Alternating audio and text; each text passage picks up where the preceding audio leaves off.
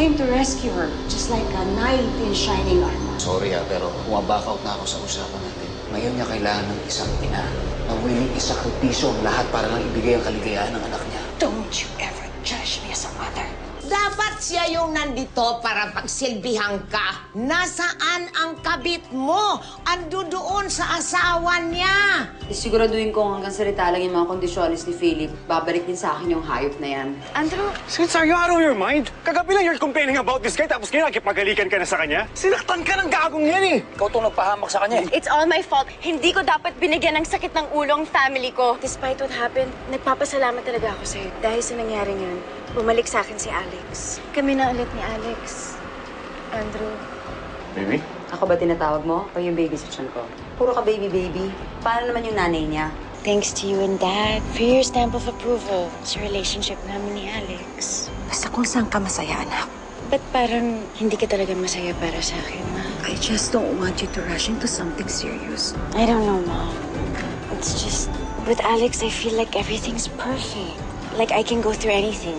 Basta kasama ko siya. Oo nga. Sinuotahan niya yung bebot mo, tol.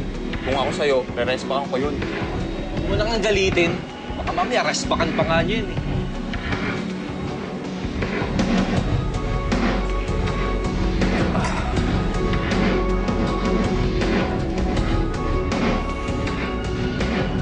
Hello, Mylene. Sa office ka ba? Di ba nagtrabaho sa atin dati yung Alex Santiago? Pwede mo bang hanapin yung files niya?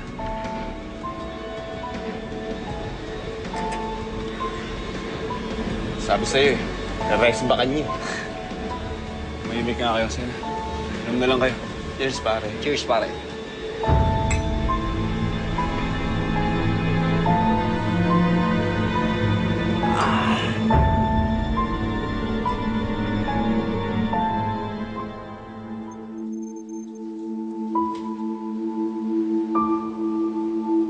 Paano? Gano'n na lang ang gagawin natin.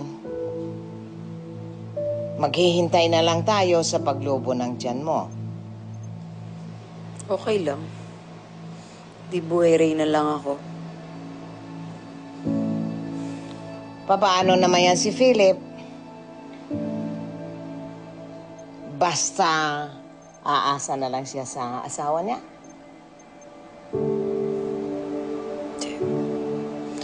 Ako ang reyna at siya ang dama.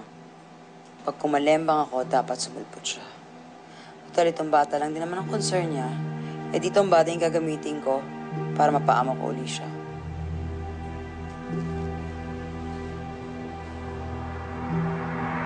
Manang-mana ka nga sa akin.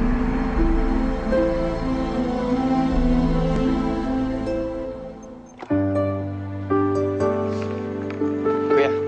Oh. Paano mo napasagot sa ate Cindy? Sagot? Pwede sinabi ko sa kanya kung ano nararamdaman ko.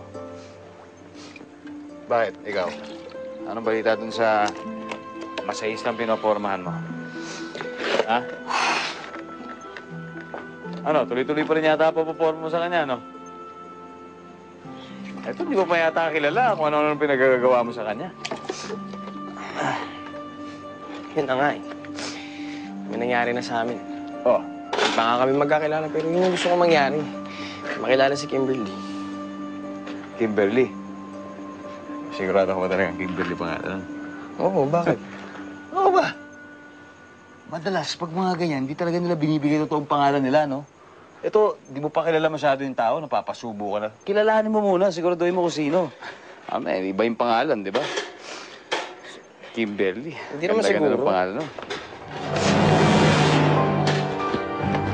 Kuya! Kuya, abang mo ngayon, ha?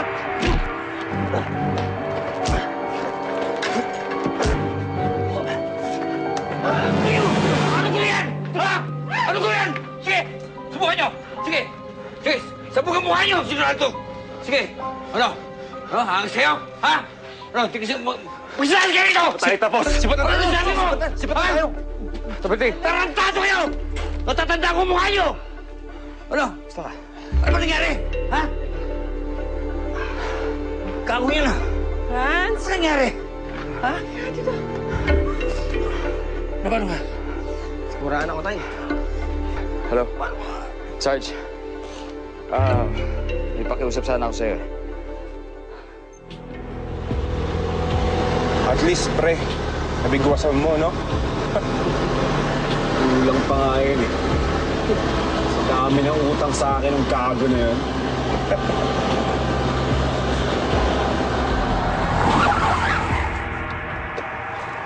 May parak. Anong gagawin natin? Sige, relax lang. Bahala dyan. Magandang gabi ho, sir. Andrew Gomez, Oh, sir, may problema mo ba? may reklamo sa inyo. Ano to? Sir, wala po yan. Sir, wala yan. Shabu to ah. Sige, isama sa presinto yan. Sumunod kayo sa amin.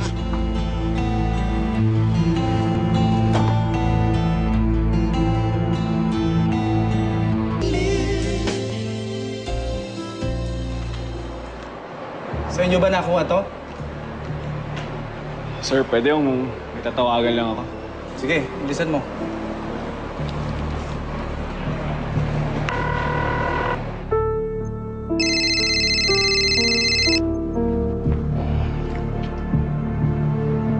Oh, Andrew. Hello, Dad. What's up? Ano kasi, Dad, karoon ng konting problema eh. Andito ako sa presinto ngayon. Ha? Bakit? Ano nangyari? Dad, si Alex kasi.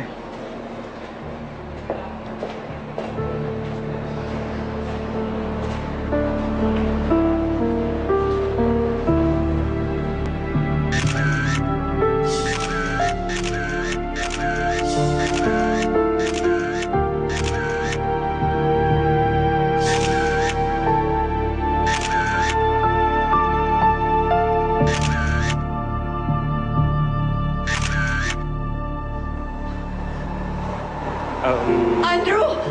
Ma'am. Andrew! Andrew, ano nangyari sa'yo, anak ko? What happened? Ano na naman katarantaduhan tong pinasok mo, ha, Andrew? Dad, please naman.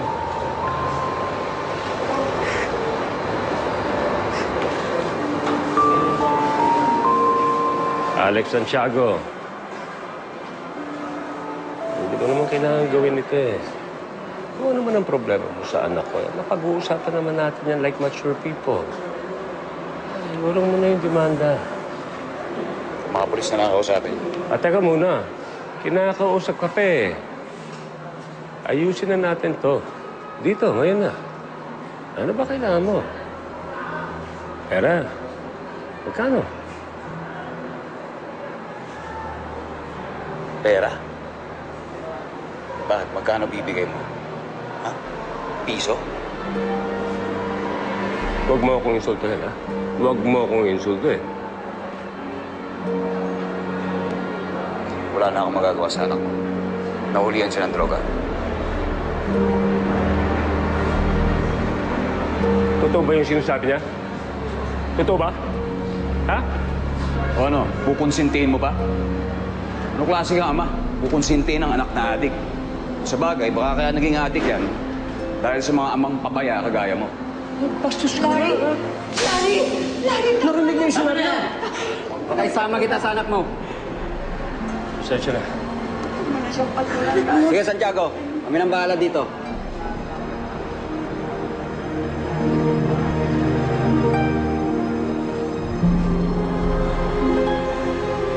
Pasensya na.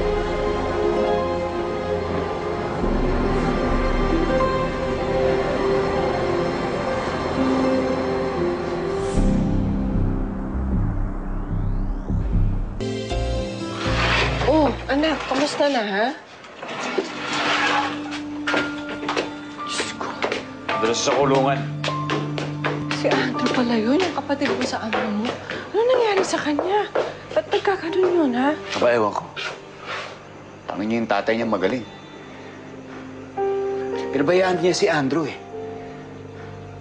Pagkakaiba lang naman namin siya kinikilalang anak samantala ako, hindi.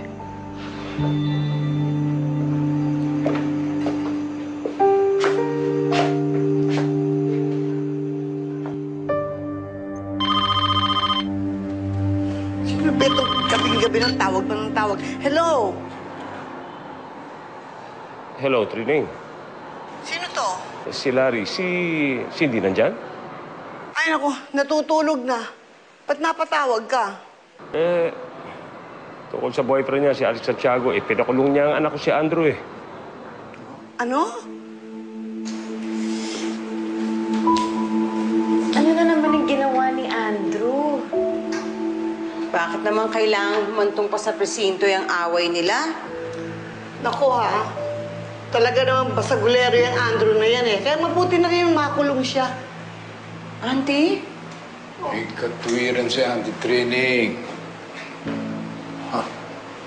Tama si Alex. Kung pinabayaan niya yung mga kumag na yun, sigurado babalikan lang siya ni Andrew. Kamusta na kaya si Alex? Isang ama si Larry Gomez na siguro'y naglalayong mapabuti ang anak na si Andrew. Pero pagkatapos akong sugurin at bugbugin sa sarili kong pamamahay, nahulihan ng droga si Andrew at ang barkadang sina Jeff Pontevedra at Paulo Cebrero. Kung ang pinakalayunin ng isang tao ay mapabuti, bakit may napupunta sa masama? Bakit may nanggugulo? Bakit may mga nang-aagrabyado? Ba't may nagpapabaya sa sarili niyang anak? Okay. Mag-usap tayo mamaya.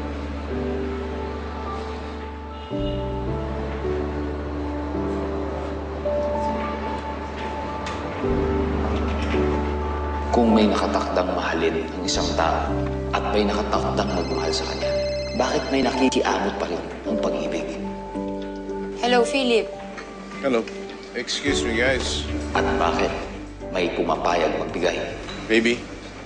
Ano ba? Hindi mo man lang ba ako kumustahin, ha? Kung okay lang ba ako, kung masama pa pakiramdam ko? Baka naman nakakalimutan mo may bata dito sa tiyan ko. Kapag ako namatay, damay-damay to. Baby, nasa meeting ako. Mamaya na tayo mag-usap.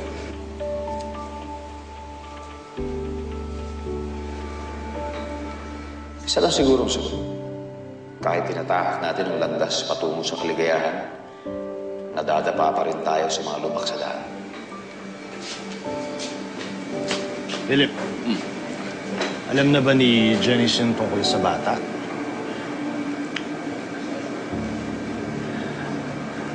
Paano kayo makapagsimula ng maayos niyan kung itatago mo sa kanya, Banyero?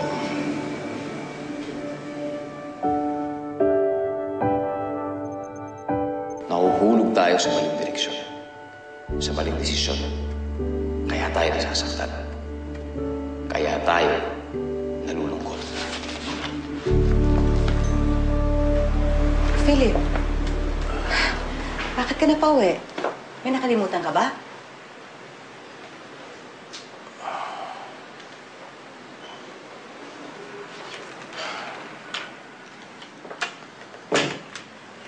Is there something wrong?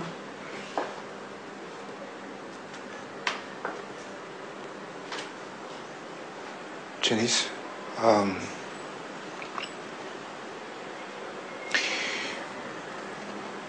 meron kang kailangang malaman. Ano yun?